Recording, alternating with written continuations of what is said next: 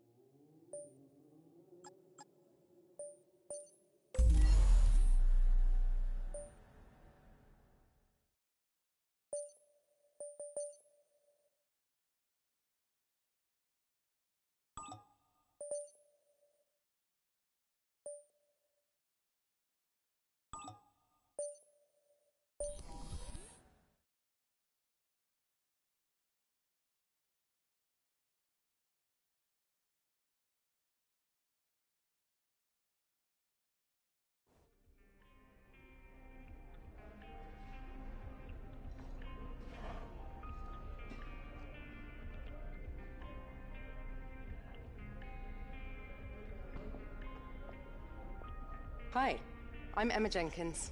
I'm a specialist in contract law and I've been brought in to work as your agent. I'll be working to get you the best deal in the boardroom, which means you need to do the best possible job out there on the circuit. When you get new contract offers, either from new teams or an amendment to your existing offer, it'll come through me. I'll also keep you up to date on discussions behind the scenes to change your terms, or any specific goals that the team has set for you. If a contract offer does come through, I'll present to you the available offers and then you can make the call. I assume that all sounds fine. Well then, good luck this season, and I'll catch you later.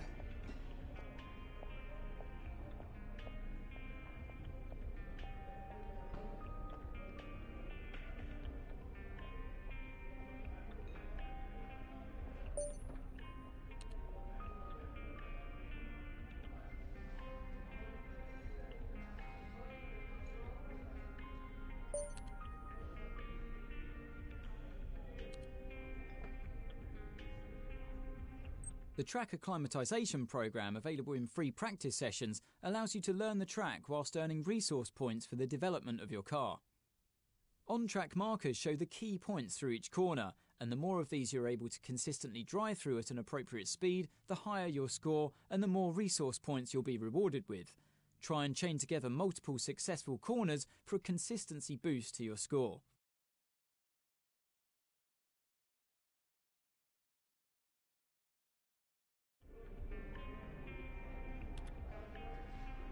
Consistency over a long distance with heavy fuel is vital in Formula 1, so being able to manage tyres is a useful skill.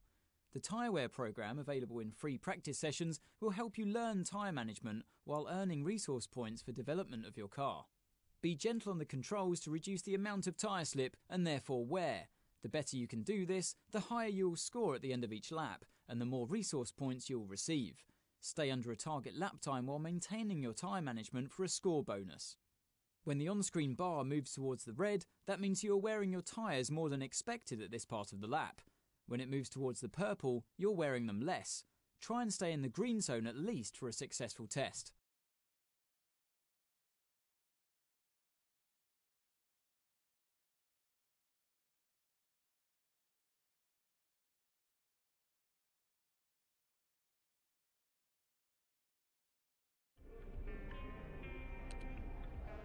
The qualifying pace programme available in free practice sessions challenges you to beat a target time that corresponds to an expected position on the starting grid. Complete 3 flat-out laps on the fastest tyre compound to set the best time you can, and you'll earn resource points for hitting your target.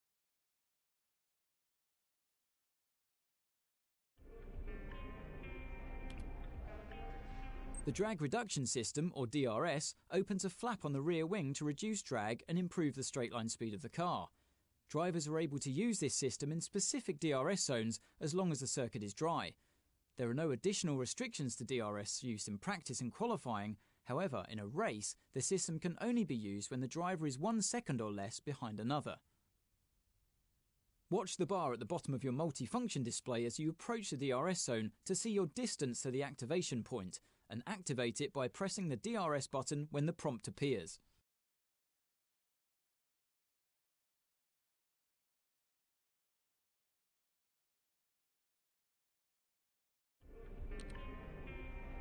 The multifunction display is a vital tool to give drivers control over their cars and make important information visible during a race.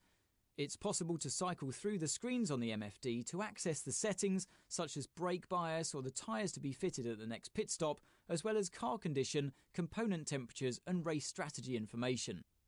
When speaking to your engineer through the radio, the MFD is also the place where you'll be able to view and select your available commands.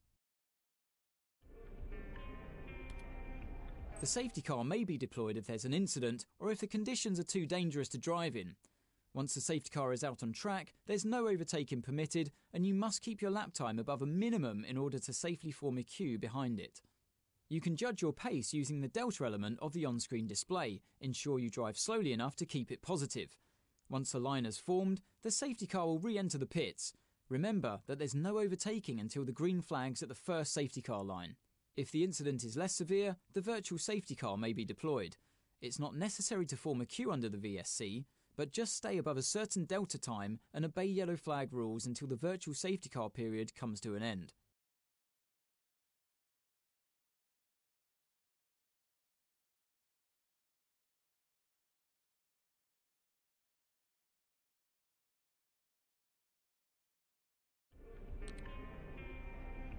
There's a huge amount of time to be won and lost in the pits, but ensure that you don't get too greedy as you approach the pit lane speed limit line. On the approach, you'll see a notification of the pit lane speed limit and your distance to the limit line. If you cross this threshold too fast, you'll be given a speeding penalty, so be careful. There are valuable tenths to be won by getting it right though, so leave your braking as late as you dare. At the pit exit, it's important not to cross onto the racetrack before reaching the end of the white pit exit line.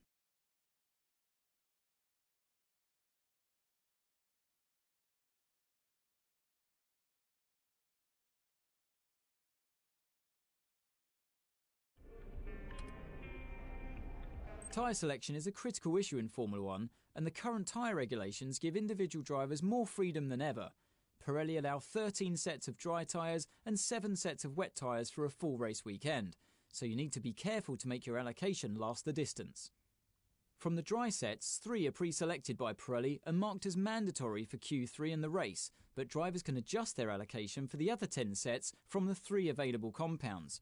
Just remember, during the Grand Prix, every driver must use one of Pirelli's mandatory tyres plus 1 set from a different compound.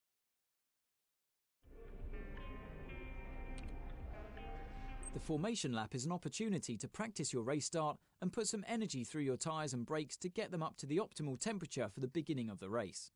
When the light goes green, pull away from the grid and stay in position, making sure to keep your car in good condition as you drive a lap at a steady but consistent pace in order to prepare for the start of the Grand Prix.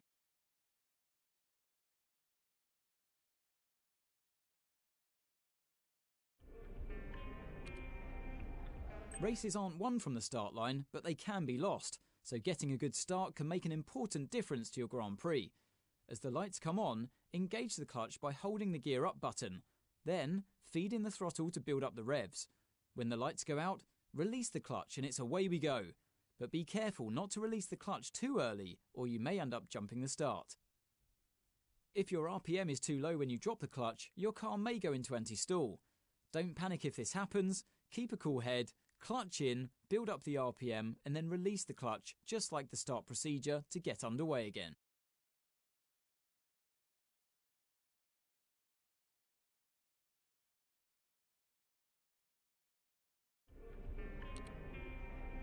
In the unforgiving world of Formula 1, free practice sessions are a vital part of any Grand Prix weekend.